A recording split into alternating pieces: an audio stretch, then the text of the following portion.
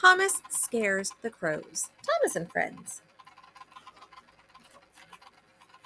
There's our title page. Thomas Scares the Crows.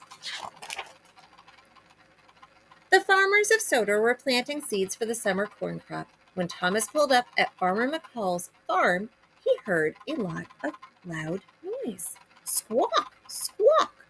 There were crows everywhere. Farmer McCall was not happy. The crows were eating all of his seeds. Shoo! Farmer McCall shouted at the birds.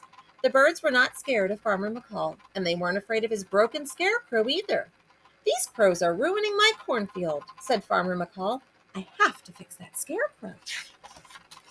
Thomas had pulled up at the farm. An idea flew into his funnel.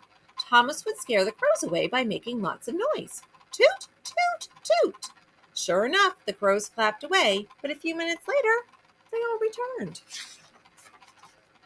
I'll keep these birds away until you fix your scarecrow, Thomas told Farmer McCall. But two of the biggest crows ignored Thomas's toots and hoots. Then Thomas had another idea. He would chase those birds away from the field. Thomas puffed his pistons and lurched toward the birds. The crows squawked and flew off down the track. I'm right behind you, Thomas huffed as he steamed after the birds. The crows flew faster. Thomas's boiler bubbled. I must chase them away, he said to himself. The crows flew into the steamworks where Gordon was getting a new coat of paint. Thomas let out a loud toot. Fizzling fireboxes, Gordon gasped. The painter jumped too, and his paintbrush gave Gordon a big black mustache. Thomas giggled. Sorry, Gordon, can't stop. The crows flew back up into the sky. They were ready for another chase. Thomas huffed and puffed and tooted as loudly as he could. Chasing crows away was hard work. This time the crows landed on Mavis at the quarry. Toot! Thomas whistled. Mavis bashed into her trucks. Trembling track, she cried. You gave me a fright, Thomas.